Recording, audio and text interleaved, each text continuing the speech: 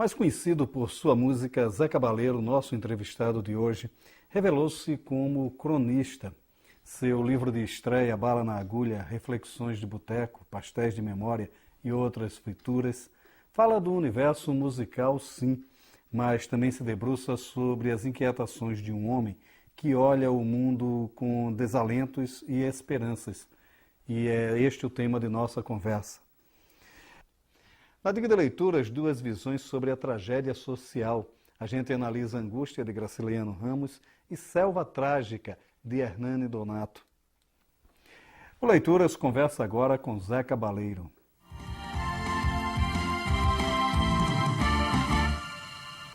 Zeca, o cronista. Vamos conversar aqui com o cronista, né? Me surpreendeu esse livro, no bom sentido, primeiro por ele ter sido escrito para um blog, né? Quer dizer, essa questão do suporte, né?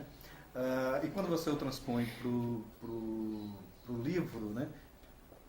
Que, segundo alguns, é a mais perfeita das tecnologias, ele se mantém com a vivacidade, com uma força muito grande esses textos, né? Quer dizer, como é que surgiu a ideia de escrever essas crônicas, o que é que lhe inquieta para escrever as crônicas?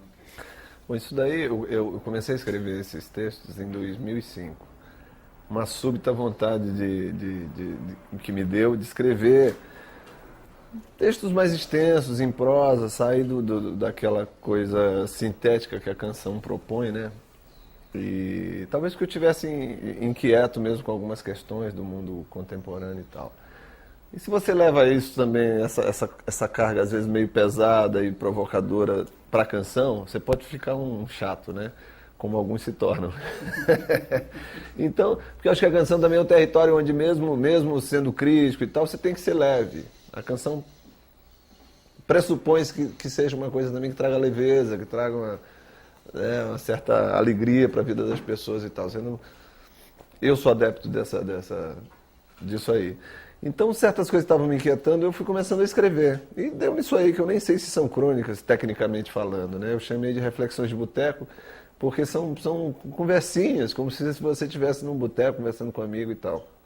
Divagações sobre temas vários, né? Sobre música, naturalmente, que é um assunto que me interessa muito, sobre literatura, sobre tendências do mundo moderno, moda, gastronomia, que estão tomando conta do mundo e do mercado das artes, né? Todas essas coisas, né? O cozinheiro, que era um mero serviçal, hoje é um artista de primeira grandeza, né? Quase um Rembrandt, um Michelangelo, né? Os chefes. Então, é sobre isso. E com uma pitada de provocação, de sarcasmo e tal, que é algo com qual eu gosto, matéria com a qual eu gosto de trabalhar.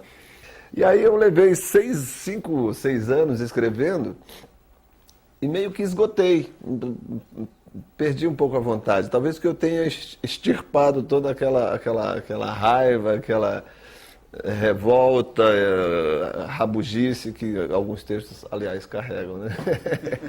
E o povo foi me cobrando, por que você não publica isso e tal, e escrevendo, amigos também. Eu acabei cedendo à tentação, um pouco por vaidade também, naturalmente, porque um livro, como leitor apaixonado que eu sou, me orgulha a ideia de ter lançado um livro, né? Uma coisa que eu gosto muito, tenho um grande carinho por esse suporte. E foi assim. E o livro tem essa coisa, né? O João Baldo Ribeiro, ele conta uma história que quando ele era menino, né? A mãe chegou para o pai e disse: o João está com um problema, ele está lendo o livro. Ele disse: não. Ele começou a solucionar a vida dele. Ele começou a cheirar os livros e tal. Tem esse feitiço mesmo do livro, né? Agora, há apesar dessa certa rabugice, como você diz, há uma coisa de lirismo muito profundo no Bala na Agulha, sobretudo quando você retoma temas de sua infância, falar das pessoas com quem você conviveu, há um Maranhão lúdico na sua poesia que me encanta muito na sua literatura, nas suas crônicas, né? Quer dizer, como essas lembranças também? Então, isso daí, de certa maneira, é o contraponto a essa coisa mais crítica e contundente que a maior parte dos textos tem, né? Essa coisa de memória, tem, sei lá, 30% dos textos se referem a fatos e pessoas da minha infância, adolescência, experiências que eu tive. E isso traz, sim, um pouco de poesia, de ludicidade, que faz um contraponto. Talvez por isso o livro não seja tão indigesto. Mas eu acho que eu estava num momento assim, muito inquieto com os rumos que o mundo vem tomando, com as promessas de felicidade, da publicidade, né? desse grande mundo da mídia e tal, e quis vomitar todas essas sensações aí no livro. Mas tem esse lado, sim, mais lúdico, mais brejeiro, né? Uma coisa quase memorialista, assim, que foi um grande exercício para mim, porque eu tenho realmente uma memória muito boa, mas quando você vai transpor isso para um texto, às vezes falta essa precisão, né? E foi engraçado que à medida que eu fui escrevendo esses personagens dos quais meu pai falava, que são de um outro tempo, de um outro Maranhão até, de um outro Nordeste, foram chegando assim a minha memória como se tivessem uma galeria passando assim por mim, sabe, com uma clareza. Foi muito interessante e para mim foi também de certa maneira um reencontro, né, comigo, com a minha infância, com a minha história pessoal. As crônicas também têm um outro aspecto que também chama muito a atenção. É um momento de transição que se vive, né? Você vive de maneira muito, muito concreta essa chegada da chamada cultura de massa, da Sim. televisão, e aí você pega toda aquela, para usar um termo da moda hoje, toda aquela cultura dita trash dos seriados de TV, de coisa, e você dá uma certa delicadeza a isso, dá uma certa grandeza disso. Olha, foi fundamental para que a gente visse isso, para que a gente determinasse o senso crítico, né? Sim. Como é que você traça esse paralelo entre essa cultura e a cultura livresca que você também vivia? Né? Muito boa pergunta. Pois é. Eu tenho 45 anos, então eu vivi, de certa maneira, essa passagem aí, né? Meus pais eram professores interioranos, assim, né? Não eram pessoas com um saber acadêmico e tal, mas era uma gente inquieta, ávida de cultura, gostavam de música, compravam discos, compravam livros. Meu pai sempre foi um grande leitor, até foi tentou meio impor, o que eu hoje agradeço a todos os irmãos, assim, o hábito de ler sempre. Eu até falo aí, fui o mais preguiçoso de todos, né? O caçula e tal, mas os irmãos leram. Tem uma irmã que leu Dostoiévski, Crime e Castigo, com 12 anos. Ficou meio assim, atordoada pela cara. Até hoje ela está um pouco atordoada. Virou escritora, poeta, lançou livros já. Então, mesmo que você não vire escritor, ler é importante, porque te dá repertório, te dá vocabulário, te dá... Tudo bom? Te dá mecanismos, assim, suporte para o pensamento, isso é muito importante. Eu tento, hoje é muito mais difícil a lida com meus filhos, já pré-adolescentes, porque os apelos, a concorrência é muito desleal, né? YouTube, Facebook, Twitter, iPhones e Blackberries e o cacete A4. Então é muito mais complicado. A gente tinha um pouco mais de silêncio, de introspecção na própria época e o lugar, o contexto que a gente vivia, né? Então vinha do banho de rio, depois ler um livro na rede, era uma coisa deliciosa. Hoje a gente tem mesmo que ser meio ditador com os filhos. Você vai ter que ler e faz um acordo, uma chantagem qualquer, ganha isso se lê. E conseguimos assim que os filhos se tornassem, não são grandes leitores, mas leem, têm um gosto pela leitura, quando viajam levam um livrinho. Isso daí eu já acho que faz toda a diferença na vida de uma pessoa, sabe? E aí tem essa passagem para esse mundo pop, para esse mundo da cultura de massas, esse universo, né? Eu conheci a televisão tardiamente. Hoje as crianças nascem vendo TV. Eu digo tardiamente porque foi com 6 anos, morava no interior e chegou uma televisão que os sobrinhos deram para o meu pai. E aquilo foi uma mágica, porque a gente vivia num mundo completamente primitivo, de repente veio uma TV Lembro da primeira novela que a gente assistiu lá, As Pupilas do Senhor Reitor, aquela primeira montagem com Dionísio Azevedo, ainda lá nos...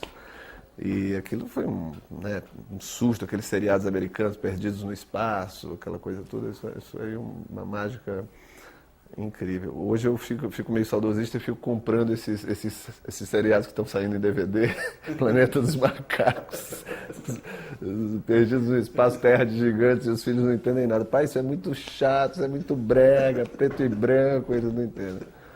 Branco, eles não entendem. Mas... E aí a reflexão que tem em algum dos textos aí é que essa coisa que pode ser menor, né, culturalmente falando, né, assim, ter menor peso, menor importância, é também importante para você criar filtro.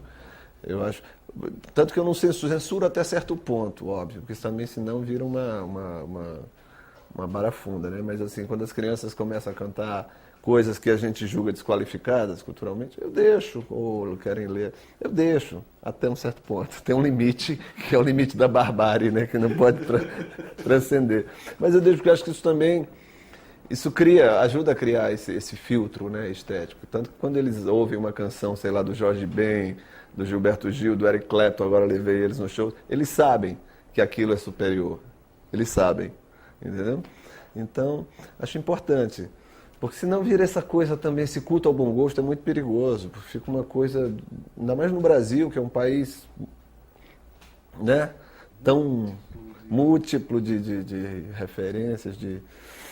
E você também, de certa forma, você faz esses paralelos aqui. Tem uma crônica que eu achei maravilhosa, que você trata sobre o Valdir Soriano e o Bob Dylan, né? Quer dizer... há uma grandeza e também um paralelo que você traça de uma maneira assim muito provocadora, uma reflexão muito coerente, muito interessante sobre onde está, por que essa migração da poesia formal para a letra de música, né? Quer dizer, sobretudo no Brasil, a letra de música ela deixa de ser um mero suporte para a canção, para se tornar uma protagonista também, né? Que são reflexões também interessantes nesse sentido do que é a arte, né? Sim. É porque às vezes cria-se, né?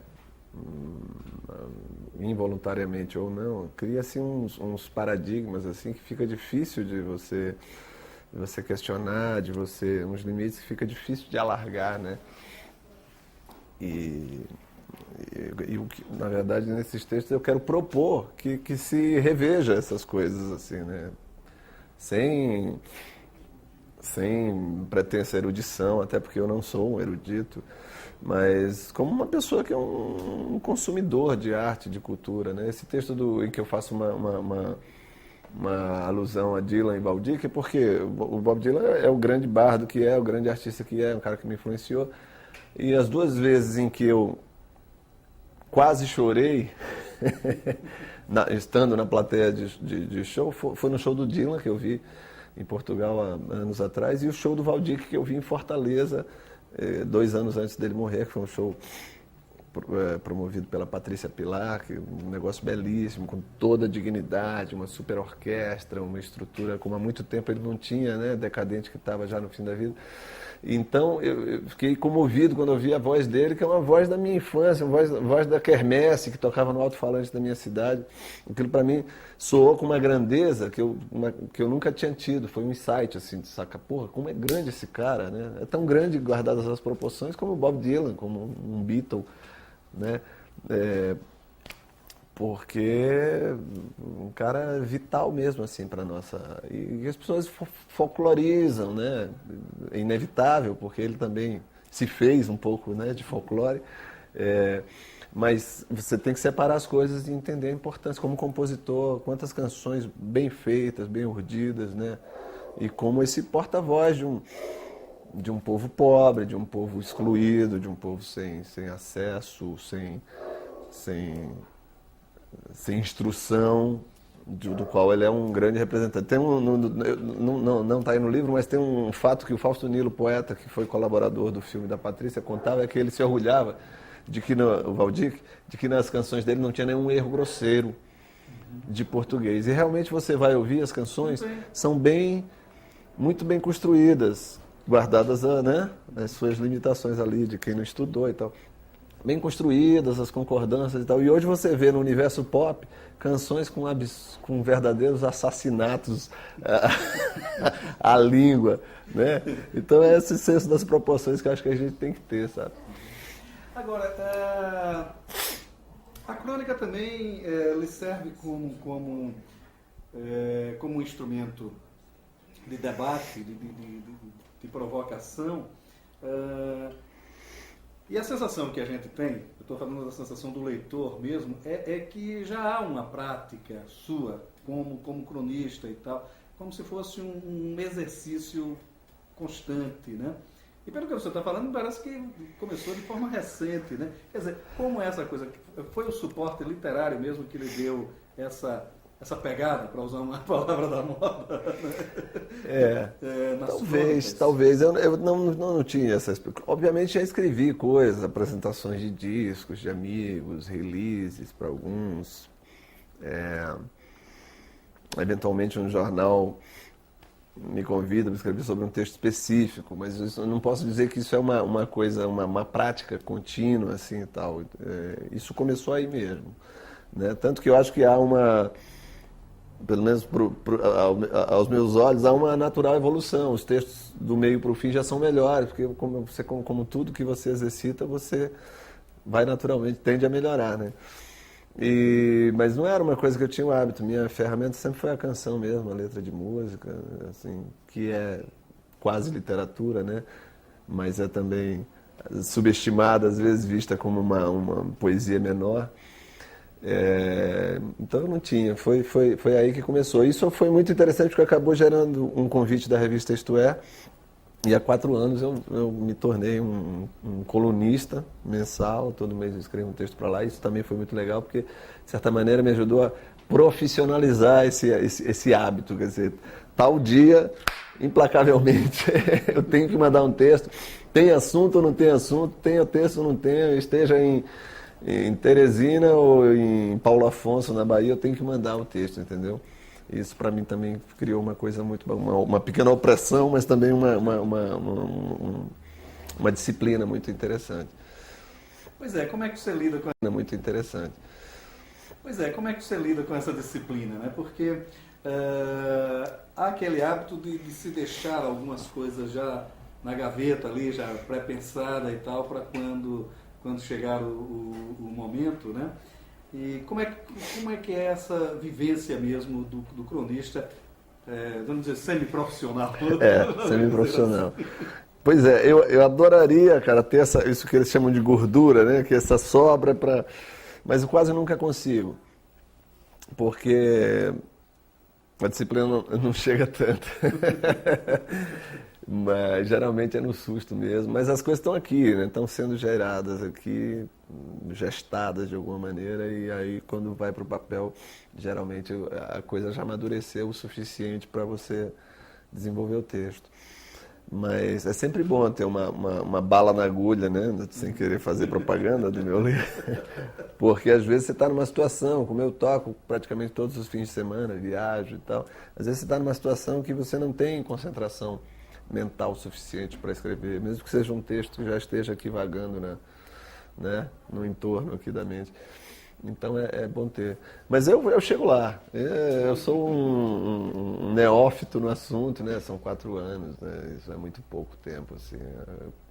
Tem sido uma atividade divertida, instigante, porque me faz às vezes pensar também sobre o que escrever, né? E dentro de você aquele assunto amadurece, né? Às vezes você quer escrever sobre, sei lá, a morte da Amy Winehouse. Não escrevi sobre isso, mas se você começa a pensar sobre isso, esse pensamento te leva a lugares também mais distantes, né? A reflexão cresce. Isso é um baita exercício também. Há um aspecto que eu tenho visto seus textos, tenho lido seus textos, isto é, e há um aspecto que eles me chamam a atenção, que de certa forma está no livro também, que é a manutenção de uma reflexão sobre a atualidade, e claro, que vem toda uma carga de indignação diante de fatos, sobretudo políticos, mas que isso leva sempre a uma reflexão sobre um outro universo, né? Quer dizer, sobre aquela questão, para citar Bandeira, da vida que poderia ter sido. E que não foi. E não foi, né? É. Quer dizer, como é também trabalhar esses dois universos aí? Isso para mim me livra, de certa maneira, da psicanálise, porque, na verdade, eu acabo exercitando a minha esquizofrenia de uma maneira minimamente saudável, porque o compositor ele é mais esperançoso, ele é mais solar, ele vê o mundo com alguma esperança, que a própria música tem uma força tal que às vezes nos... Né? Mesmo uma música triste, às vezes nos impele a uma ação mais positiva na vida e tal. E o cronista é um pouco pessimista com o mundo, é um pouco sem esperança, assim, né? É como eu... Então eu fico aí transitando nesses polos e vou sobrevivendo à minha maneira. Porque quando eu vejo o mundo tal como ele está se erguendo, se organizando, assim, eu confesso que eu não tenho muita esperança assim, com uma mudança coletiva. Acho que as mudanças vão se dar em planos individuais.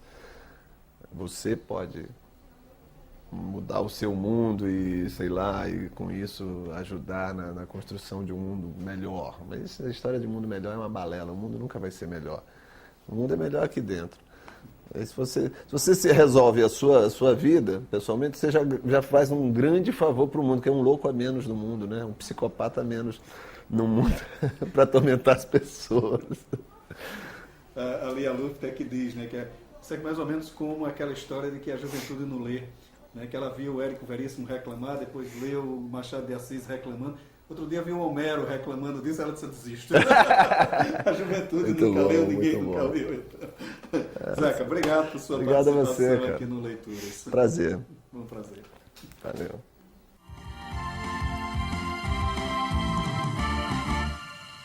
Escrever apenas sobre aquilo que se passa como realidade diante dos próprios olhos. Assim trabalham os escritores que formalizaram uma espécie de literatura documental com textos profundamente marcados pelas denúncias sociais. Neste caminho seguiu a literatura surgida a partir de 1930. Um dos clássicos do período, o romance Angústia, de Graciliano Ramos, completou 75 anos e ganhou uma edição comemorativa feita pela Record. Além do texto do romance, o volume traz uma fortuna crítica que situa bem a importância literária de Graciliano Ramos. Luiz da Silva é um funcionário público angustiado com a própria mediocridade e a falta de qualquer perspectiva. Partindo deste personagem emblemático, Graciliano escreve sobre os limites de uma época de opressão, onde o poder determina todos os passos de qualquer pessoa. O contraponto a Luiz é Julião Tavares, um homem também medíocre, mas bem-sucedido. E neste ponto, o escritor fala da subserviência que sustenta os poderosos. Ou seja, ao dizer do jogo desonesto que envolve a Maceió de seu tempo, Graciliano conta de um mundo perdido pelos ditames do poder.